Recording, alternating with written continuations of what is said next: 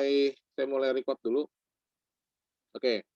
Baik ya, selamat pagi semuanya. Jadi di pertemuan pertama ini memang kita materinya perkenalan dulu ya, perkenalan. Nah, ini kan Anda sudah terbagi, sudah tercluster gitu ya, tercluster ke dalam peminatan software engineering. Betul ya? Software engineering kan TISE.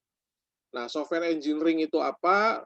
Mudah-mudahan sudah dijelaskan oleh Kaprodi Anda, Pak Kusnadi, ruang lingkup software engineering ya. Jadi sesuai dengan namanya ya software engineering berkutat ke pembuatan software ya, ke rekayasa software. Diharapkan dari Anda ini nanti akan bermunculan mereka-mereka yang punya potensi untuk bisa membangun software yang bagus, yang baik dan bisa digunakan ya, karena tidak semua software itu bisa dipakai. Jalan sih jalan, tapi ada yang bisa digunakan, ada yang tidak ya, sesuai dengan kebutuhan. Itu yang pertama. Lalu yang kedua, kita akan ketemu 14 pertemuan ya. Kalau mungkin nanti ada yang bertanya, Pak, apakah tiap pertemuannya akan Zoom? Saya akan melihatnya sesuai dengan situasi dan kondisinya.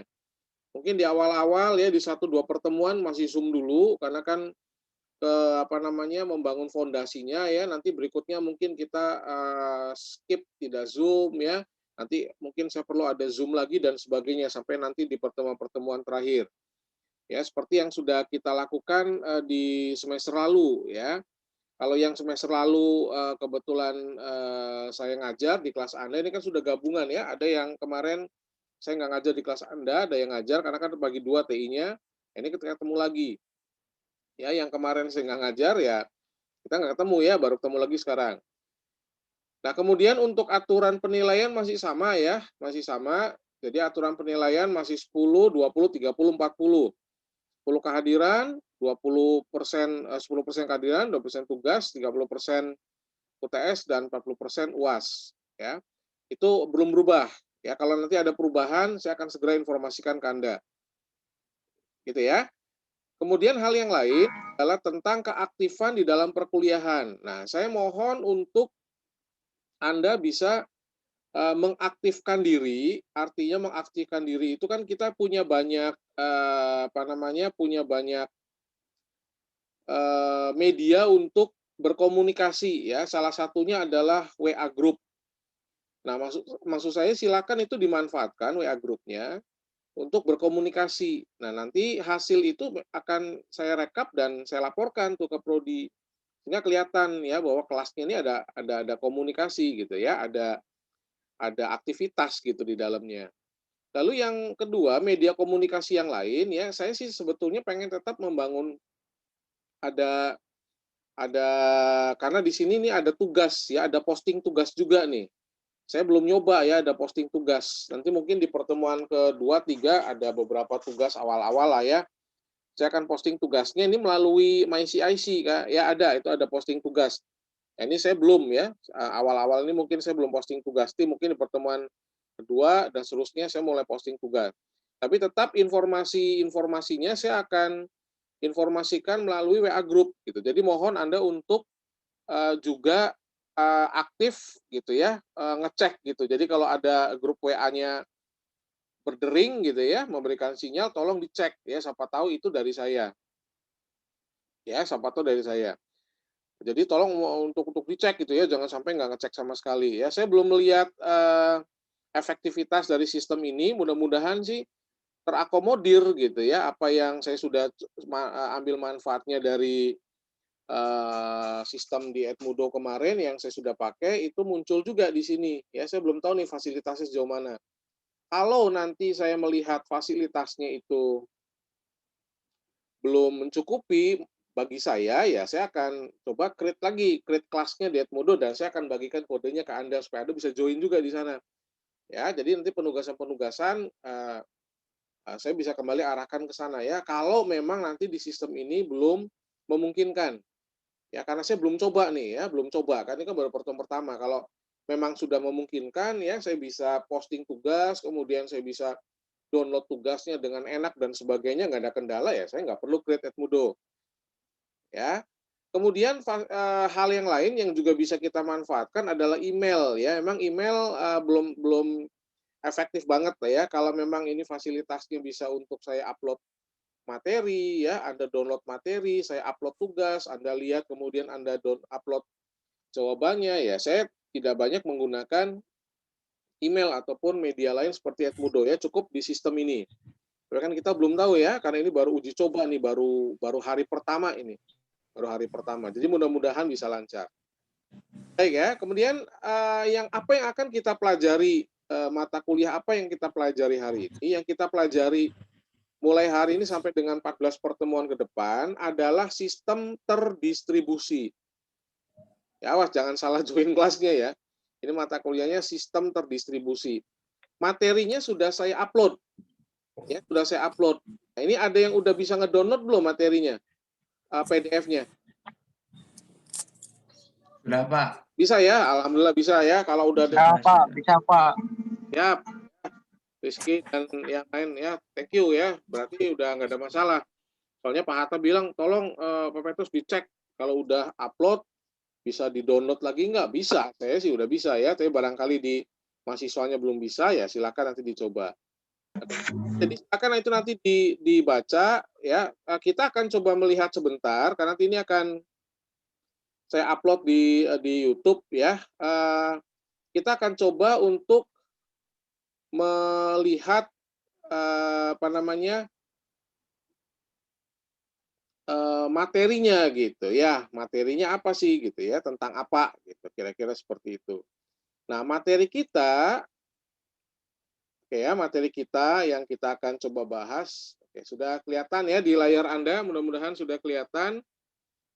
Ini adalah tentang sistem terdistribusi. Nanti silakan dibaca dan nanti videonya silakan didengarkan ya. Nanti saya akan upload, nanti saya kasih linknya. Linknya juga saya sertakan di sistem tuh.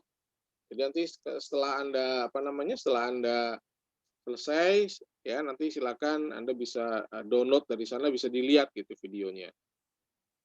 Ya, apa itu sistem terdistribusi? Apa sih kaitannya dengan mata kuliah Anda nih, sebetulnya kaitannya apa gitu ya? Kalau bicara tentang tentang software Saudara ya. Kalau kita bicara tentang software, tentunya nggak lepas dari kata sistem, betul ya? Kalau kita bicara software, nggak lepas dari kata sistem. Nah, sebetulnya arti dari sistemnya sendiri apa sih? Ya, ini kan sistem terdistribusi. Ya, distribution system gitu kan. Sistem terdistribusi. Nah, kalau kita artikan secara harafiah, kira-kira apa ya sistem terdistribusi itu? Ada yang tahu nggak sistem terdistribusi? Ya, kalau kita klik ya, ini kan ada definisinya ya. Ada definisi. Tapi kalau menurut Anda nih, menurut Anda sistem terdistribusi itu apa sih? Menurut arti harafiahnya apa ya? Ada yang mau kasih komen nggak? Sistem terdistribusi. Iya. Apa? Bebas, bebas. Anda mau komen apa aja bebas. Pokoknya kira-kira sistem terdistribusi itu apa ya? Gitu. Saya punya sistem, ya, lalu sistemnya didistribusikan, atau di dalam dalam sistem itu ada datanya yang didistribusikan, atau bagaimana?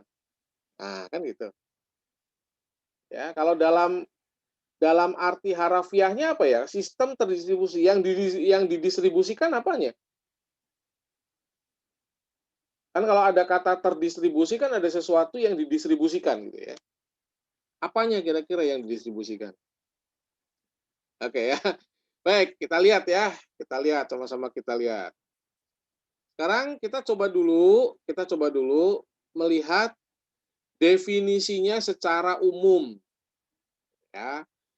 Kalau Anda baca ini di slide ya, di slide yang Anda baca di layar Anda, sistem terdistribusi adalah sistem yang komponennya berada pada jaringan komputer. Ini kata kuncinya. Jadi sistem terdistribusi itu adalah sebuah sistem yang komponennya berada pada jaringan komputer. 11 ya. Jadi komponennya ada dalam jaringan komputer. Nah, komponen tersebut saling berkomunikasi. Saya ulangi ya. Komponennya saling berkomunikasi. Lah, kalau saling berkomunikasi, betul ya? Kalau saling berkomunikasi berarti ada user yang menggunakan. Betul kan ya? Kalau saling berkomunikasi kan berarti ada user yang menggunakan. Artinya sistem terdistribusi sudah jelas multi user gitu ya. Tidak tidak hanya digunakan oleh satu orang tapi digunakan oleh banyak user.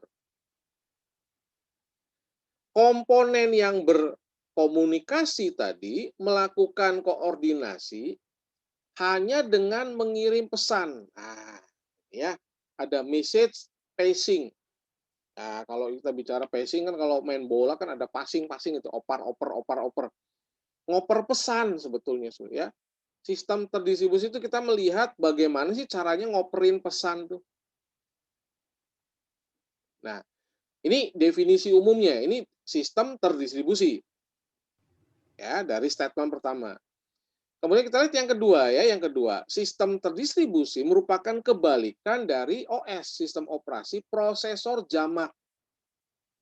Kalau Anda bicara tentang prosesor, prosesor itu kan alat pemroses ya, memori, RAM ya, random access memory, pemroses. Pemroses punya memori lokal. Kumpulan prosesornya berinteraksi, betul ya? Berkomunikasinya melalui apa?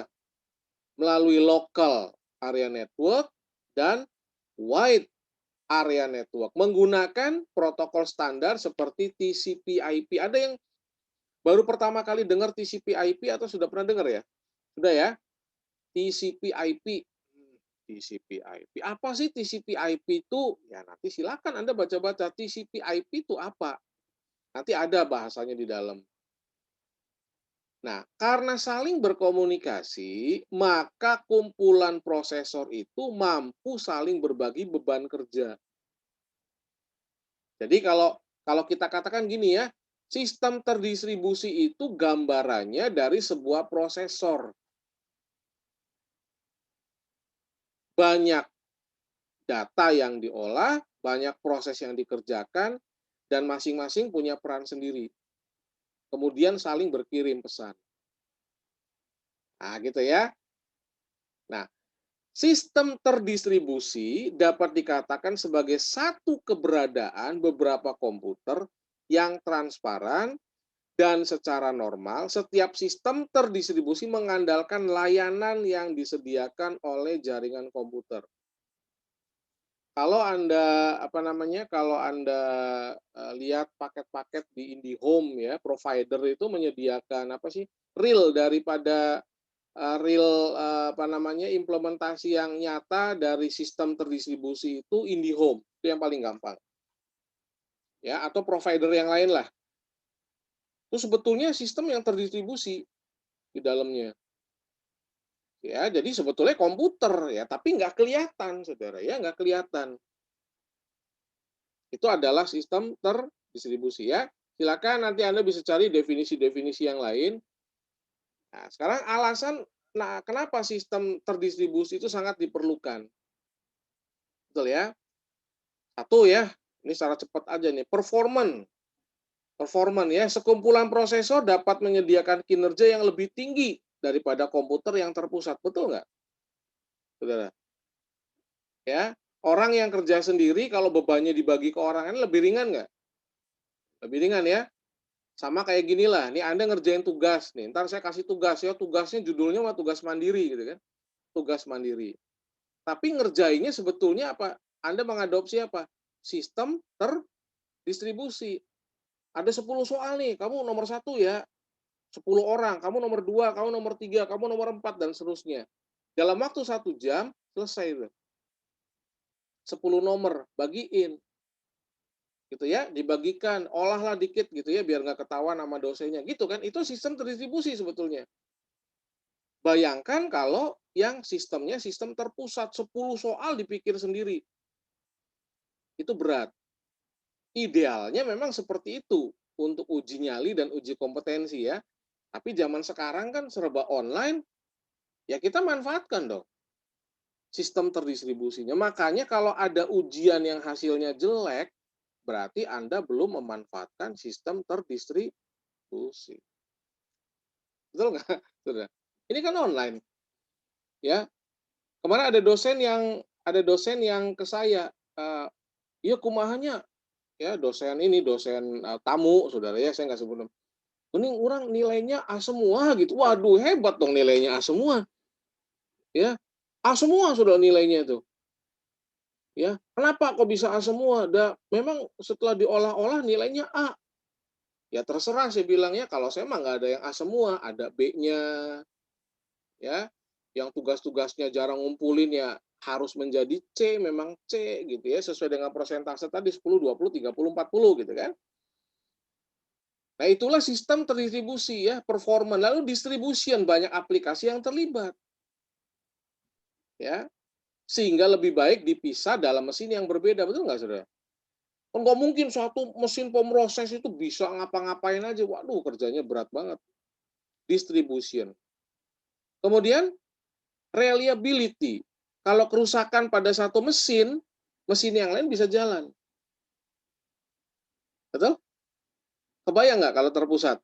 Nah, itu. Ya, banyak orang sekarang yang banyak duit tuh, saudara ya. Yang banyak, saya sih belum ya, belum banyak uang. Cukup lah. Itu nyimpen duitnya nggak di satu bank. Ya, ada yang di bank swasta, ada yang di bank luar negeri ya, ada yang di bank negeri dan sebagainya, bank nasional. Kenapa? Kalau satu saat, sometimes satu bank itu collab, duitnya nggak hilang semua. Terdistribusi. Betul ya? Lalu incremental growth, mesin baru dapat ditambahkan kalau kebutuhan prosesnya meningkat. Nggak usah ngebongkar mesin yang lama, tinggal tambahin, koneksiin. Udah, jadi dalam sebuah jaringan. Oke, lalu sharing data, jelas ya kalau sharing data. Research. Research adalah apa? Segala hal yang dapat digunakan bersama dalam satu jaringan. Ya, meliputi hardware, software ya. Saya ngetik di sini, ngeprintnya di ruang sebelah. Ya, ruang sebelah ngirim data nggak usah bawa flash disknya ya. Ada portal udah bisa saya ambil. Itu sistem terdistribusi, saudara. Contoh yang paling gampang tuh email tuh. Itu email tuh sistem terdistribusi ya, walaupun yang bergerak tuh datanya. Ada gambaran ya? Ya, kalau ada yang mau tanya silakan loh, saudara ya. Silakan kalau ada yang mau tanya nih. Nah, lalu yang terakhir apa nih? Communication. Menyediakan fasilitas komunikasi antar manusia. Tadi yang sudah saya singgung, email. Ya. WA group, WA. WA tuh sistem terdistribusi apa bukan? Iya, jelas. Oke, sampai sini barangkali ada yang mau ditanyakan dulu ya, silakan. Barangkali ada yang mau nanya dulu, ya saya kasih kesempatan ya, jangan sampai nanti udah jauh-jauh ya. Bisa dipahami ya, Saudara ya? Kenapa sistem Bisa, Pak. bisa ya? Kenapa sistem awas ini sambil nonton basket apa sambil ngegame nih, jangan sampai sambil ngegame. Ya. Mudah-mudahan ini udah bisa ada gambaran ya setelah kita tahu kenapa sih sistem retribusi sangat diperlukan. Nah, kemudian ini contoh yang paling mudah. Ya, ini contoh yang paling mudah. Ini contoh yang paling mudahnya, saya akan coba munculkan ke Anda kira-kira apa namanya gambarannya tuh, saudara ya, gambarannya tuh internet, internet. Ya, saya munculkan ya. Terus internet mah udah hatam semua ya internet itu kan. Internet itu merupakan satu bentuk jaringan global yang menghubungkan komputer dengan satu sama lainnya yang dapat berkomunikasi dengan media IP sebagai protokol. Oke, kalau internet itu kepanjangannya apa ya? Ada yang tahu nggak internet? Internet itu kepanjangannya apa ya? Ayo, ada yang tahu nggak? Internet. So, internet itu singkatan loh, ya. Ada yang tahu kepanjangannya apa internet? Nggak ada yang tahu. Masa pakai internet nggak tahu? Apa tuh? Internet? Internet Connection Network, Pak. Apa diulangi? Oh, Interconnection Network. interconnection network. Ya, interconnection network. Jadi yang terkoneksi itu apa? Network, jaringan. Saudara ya, yang terkoneksi itu network, jaringan. Kebayangkan saudara, satu jaringan itu komputernya kan nggak satu. Komputernya kan banyak. CIC punya server, ya. Satu bank punya server, bank yang lain punya server, rumah sakit punya server, dan sebagainya. Bisa nggak itu terkoneksi? Bisa. Itulah definisi dari internet. Ya. Nah, kalau kita melihat pada gambarnya, yang Anda lihat gambarnya di sini, jelas sekali. Ya, jelas sekali. Apa yang diperlukan di dalam sebuah koneksi internet? Oh ya, banyak hal. Ya, banyak hal. Jelas ya, ada desktop komputernya, terus ada servernya, betul ya? Ada server. Tahu server ya? Lalu ada network link-nya. Link-nya pakai apa networknya? Kan macam-macam. Ada yang wifi, ada yang kabel, dan sebagainya kan. Anda harus punya media komunikasinya dan sebagainya. Sehingga terkoneksilah network-network tadi menjadi sebuah istilah yang Anda sudah sering pakai selama ini, yaitu internet. Nanti harus paham nih kalau nanti misalkan Anda membangun gitu ya, membangun sebuah jaringan, ya harus paham ya bagaimana nih caranya. Oke ya. Lah kemudian apa bedanya dengan intranet? Kalau internet itu terkoneksi keluar, kalau intranet itu di dalam. Alatnya sama, Saudara. Secara umum alatnya sama. Ya. Hanya saja mainannya di dalam lokal area network LAN. Ya, kalau internet kan minimal apa? Minimal one wide gitu ya. Jaringan teradministrasi lokal, biasanya proprietary, terhubung ke internet melalui firewall. Menyediakan layanan internal dan eksternal. Bisa nggak dia keluar? Ya bisa. Begitu keluar internet. Kayak CIC gini ya misalkan. Saya menggunakan MyCIC ini. Ya, menggunakan MyCIC. Ini internet apa intranet? Coba nih, Anda yang lagi make apa namanya? Yang lagi make MyCIC nih untuk absen, itu intranet apa internet? Ayo. Ini Anda lagi ngabsen tuh, ngabsennya kan melalui MyCIC itu ya. Tadi kan nyari ya QR code-nya, kemudian Anda scan untuk ngabsen, itu intranet apa internet sebetulnya? Yang Anda sedang kerjakan. Ada yang tahu? Kalau menurut saya, internet ya, Pak. Internet. Alasannya? Karena kan, menggunakan jaringan, Pak. Menggunakan jaringan. Internet ya, menggunakan jaringan ya. Karena Anda harus terhubung ke internet, betul ya? Ya, Pak, itu benar, Pak. Oke, karena Anda harus terhubung ke internet. Baik, betul ya. Kalau Anda bilang itu internet, betul. Tapi itu juga intranet, Saudara. Ya, itu juga intranet. Anda terkoneksinya ke web server dan file server, termasuk email server lokal. Hanya karena Anda tidak terkoneksi langsung ke web server, Anda harus menggunakan apa? Firewall, otomatis Anda harus ada dari luar, the rest of the internet. Posisi Anda di luar. Gitu.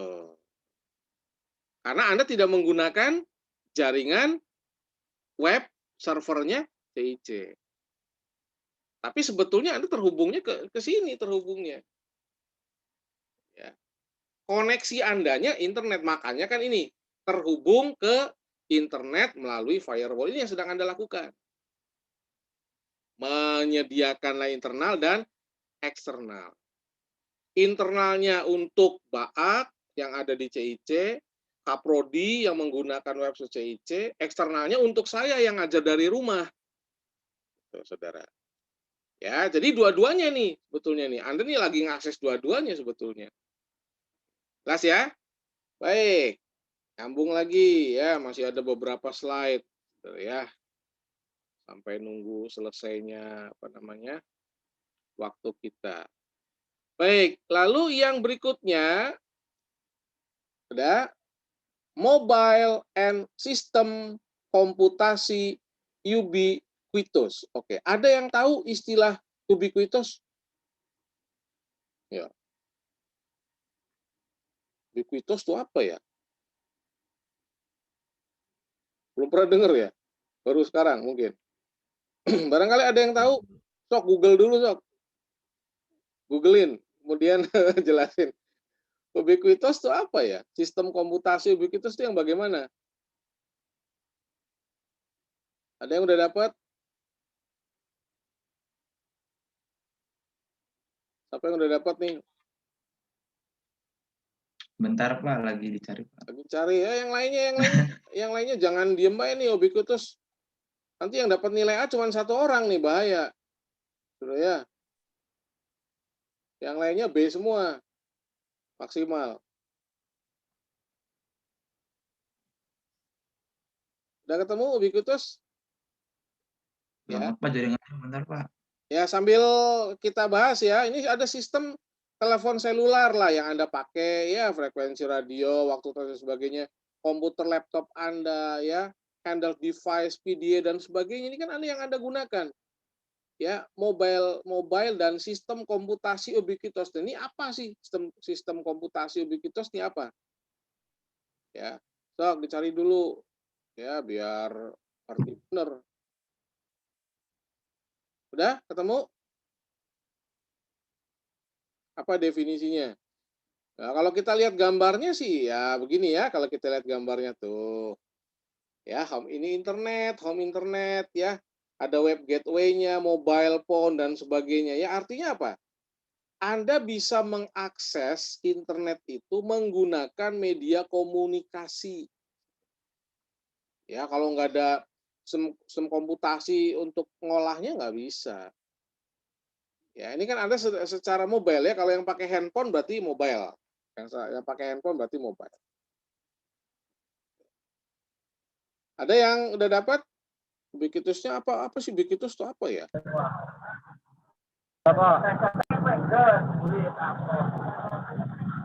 Naon tah? Wah, Udah Pak, udah dapat Pak.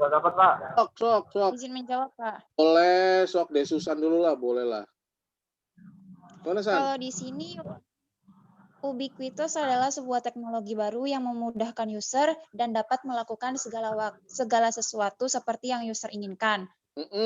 Contohnya tuh kayak teknologi smartphone mungkin Pak. Ya gitu Pak. Nah, itu ya sistem komputasi ubiquitous ya.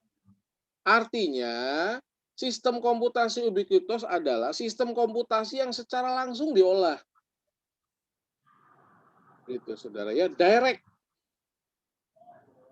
Anda klik, dia langsung jalan, langsung ngasih respon. Itu ubiquitous. Kalau yang nggak ubiquitous apa? Ya delay, nunggu. Tuh. Nggak langsung diolah. Sistem Android sekarang ya sudah mengadopsi ubiquitous komputasinya. Direct langsung dikerjakan. Nggak ada delay lagi. Ya, itu ubiquitous. Ya, bayangkan kalau tidak mengadopsi itu ya, Anda nunggu dulu dan sebagainya. Waduh, repot banget. Ya, nah itulah yang kita lihat dalam komponen di sistem terdistribusi ya. Oke, satu lagi nih. Satu lagi ya, masih ada sampai nomor 5 sebetulnya ya. Oke, triple W ya, triple W sih kayaknya Anda udah ngerti lah ya, World Wide Web. Ya, ini kan arsitektur klien, server terbuka. Ya, jadi pakai apa? Pakai URL ya. Anda mau ngambil dari mana aja, bla bla bla bla bla itu menggunakan triple W. Nah, tolong pahami kembali istilah-istilah yang mungkin Anda belum paham. World Wide Web teh naonnya apa ya? Cari definisinya. Ya, tadi TCP/IP itu apa? Cari definisinya, saudara. Jangan diem ya.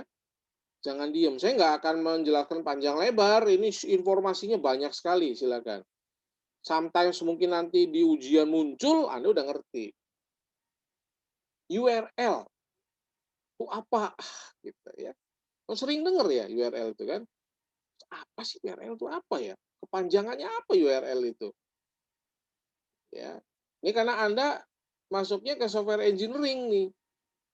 Jadi harus ngerti-ngerti semua nih ya. Oke, itu jelas ya, kalau World Wide Web sebuah arsitektur klien gitu ya, ada sumber, ada usernya gitu ya.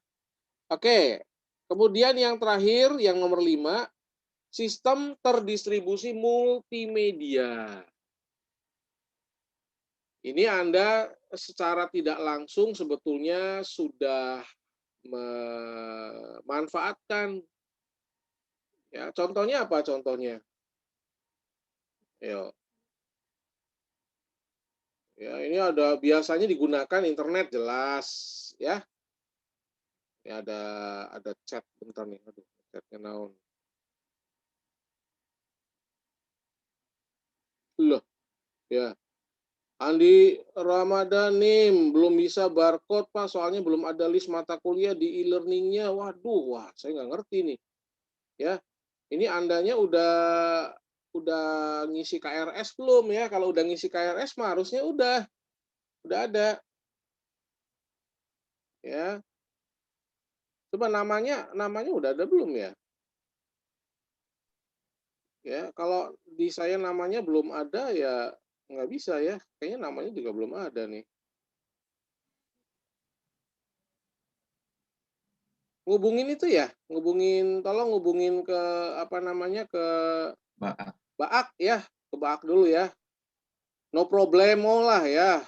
Pertemuan awal sih udah biasanya juga apa namanya masih uji coba gitu ya. Ini masih uji coba sih juga kan. Ya, masih nyandet-nyandet ini juga nih. Oke, ya. Baik.